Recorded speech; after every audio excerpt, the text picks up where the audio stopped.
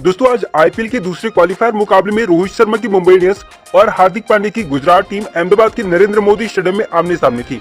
दोस्तों आज दोनों ही टीम के लिए करो या मरो का मुकाबला था, क्योंकि आज जो भी टीम यह मुकाबला जीतती वो सीधे फाइनल में पहुंच जाती। दोस्तों आज अहमदाबाद के मैदान पर बारिश हो रही थी, इसलिए आज का यह मुकाबला आधे घंटे देरी से शुरू हुआ। जी हाँ, 7:30 बजे के बजाय यह मुकाबला 8 बजे शुरू हुआ।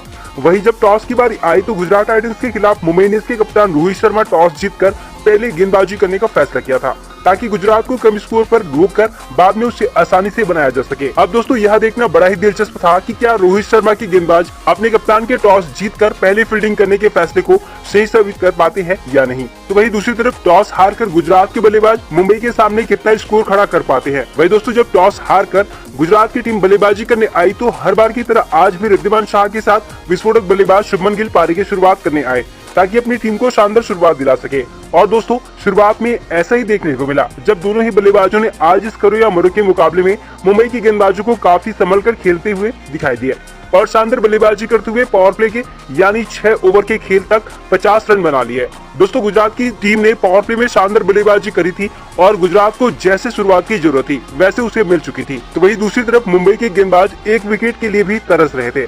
कप्तान रोहित शर्मा अपने हर गेंदबाज से गेंदबाजी करवा रहे थे, लेकिन कोई भी गेंदबाज पावर प्ले के अंदर उनको विकेट नहीं दिला सका था, जिससे अब कप्तान रोहित शर्मा की चिंता बढ़ते जा रही थी। और हो भी क्यों ना, जब पावर प्ले में दोनों बल्लेबाज बिना विकेट गंवाए 50 रन बना लिए थे और पावर प्ले को गुजरात के नाम कर चुके थे। ऐसे में कप्तान रोहित को भी अपनी रणनीति में बदलाव करने पर मजबूर होना पड़ा। दोस्तों पावर प्ले के खत्म होते ही रोहित ने अपने तुरुफ का इक्का पीयूष चावला को लेकर आए।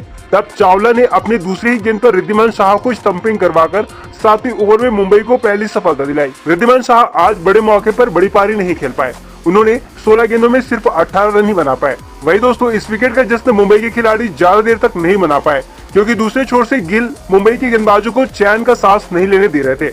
जी हाँ, आज इस बड़े मुकाबले में गिल का बल्ला जमकर आग उगल रहा था। वे मुंबई के किसी भी गेंदबाज को नहीं बख्श रहे थे। देखते देखते गिल ने सिर्फ 32 गेंदों में अपना अर्धशतक पूरा करके गुजरात को शानदार शुरुआत दिला चुके थे। वही गिल ने शाह के बाद तीसरे नंबर पर बल्लेबाजी करने आए साई सुदर्शन के साथ मिलकर 11 ओवर में ही गुजरात के स्कोर को 100 के पार पहुंचा दिया। इस दौरान उन्होंने पिछले मैच के हीरो आकाश माधवाल की जमकर कुटाई कर डाली।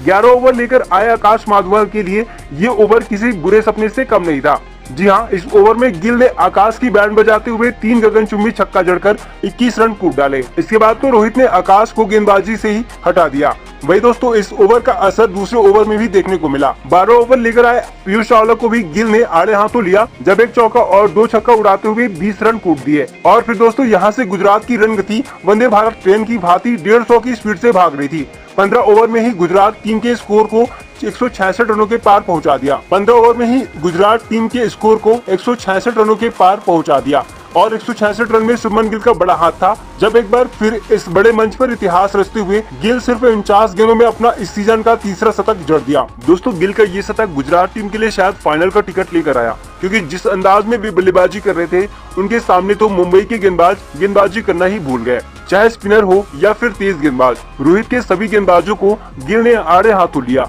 15वें ओवर में कैमरून ग्रीन की कुटाई करते हुए जहां 19 रन कूटे, तो वहीं 16वें ओवर में क्रिस जॉर्डन की धुनाई करते हुए गिल और सुदर्शन ने 17 रन जड़ डाले। दोस्तों टॉस जीतकर रोहित का गुजरात को बल्लेबाजी देना रोहित के लिए भारी पड़ गया, क्योंकि आज अहमदाबाद के मैदान पर सिर्फ शुभमन का शो चल रहा था और उनके आगे मुंबई के गेंदबाज कठपुतली की तरह नाच रहे थे। बल्कि 17वां ओवर मुंबई के लिए थोड़ा राहत लेकर आया, जब आकाश माधवन ने 5वीं गेंद पर गिल को बाउंड्री किनारे टीम डेविड के हाथों कैच करवाने में कामयाब हो गए और इसी के साथ ही मुंबई को बड़ी सफलता दिलाई।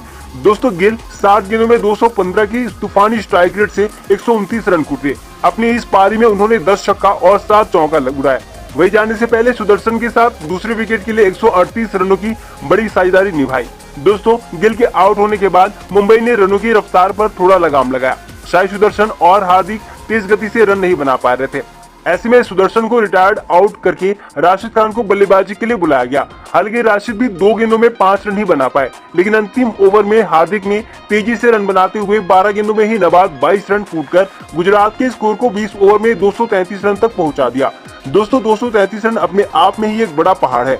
जिसके नजदीक पहुंचना मुंबई के लिए आसान नहीं होने वाला था। वही दोस्तों, इस बड़े पहाड़ का पीछा करने मुंबई की टीम आती उससे पहले ही मुंबई को बड़ा झटका लग गया। टीम के स्टार बल्लेबाज ईशान किशन फील्डिंग के दौरान चोटिल हो गए थे, जिसकी वजह से वे बल्लेबाजी करने नहीं आए। इसीलिए मुंबई इंडियंस को मजबूरी में अपनी ओपनिंग जोड़ी में बदलाव करना पड़ा।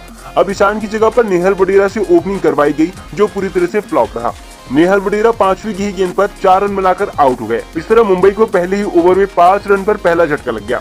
दोस्तों, इस झटके से मुंबई की टीम उबर पाती कि तीसरे नंबर पर बल्लेबाजी करने आए कैमरून ग्रीन को कोहनी में चोट लग गई, जिसकी वजह से वे भी रिटायर्ड हर्ट होकर पवेलियन चले गए। अब दोस्तों, यहाँ से मुंबई की मुसीबत बढ़ती चली गई। वही दबाव में रोहित भी अपने आप को ज्यादा देर तक रोक नहीं पाए। तीसरे ओवर में शामी की गेंद पर बड़ा शॉट खेलने के चक्कर में रोहित भी अपना विकेट गंवा बैठे। 3 ओवर के अंदर मुंबई ने 21 रनों के भीतर अपने दोनों ओपनर का विकेट गंवा बैठी। दोस्तों, यहाँ से मुंबई की पारी पूरी तरह से लड़खड़ा गई थी। ऐसे में युवा बल्लेबाज तिलक वर्मा ने तूफानी बल्लेबाजी करते हुए शामी समेत सभी गेंदबाजों की जमकर कुटाई करी और देखते ही देखते पावर प्ले में ही मुंबई के स्कोर को 72 रनों के पार पहुंचा दिया। हालांकि पावर प्ले के बाद राशिद खान ने तिलक को बोल्ड करके उनकी छोटी सी तूफानी पारी का अंत कर दिया। तिलक वर्मा ने सिर्फ 14 गेंदों में 43 रन कूद चुके थे। ऐसे में उनका आउट होना मुंबई के लिए बड़ा झटका था। हालांकि तिलक के बाद सूर्या ने मोर्चा संभाला और ग्रीन के साथ मिलकर मुंबई के स्कोर को 10 ओवर में 100 के पार पहुंचा दिया। दोस्तों, अब यहाँ से लग रहा था मुंबई की टीम संभल चुकी है और जीत की ओर मजबूती से अपने कदम बढ़ा रही है। तभी इस जोड़ी पर नजर लग गई 12वें ओवर में जोसलवा लिटिल ने ग्रीन को बोल्ड करके इस साझेदारी को तोड़ दिया और मुंबई को 124 रन पर चौथा झटका दिया।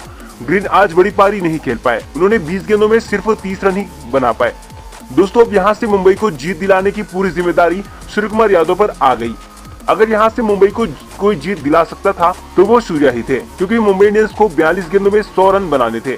मतलब हर ओवर में 14 रन ठोकना था, जो काफी मुश्किल था।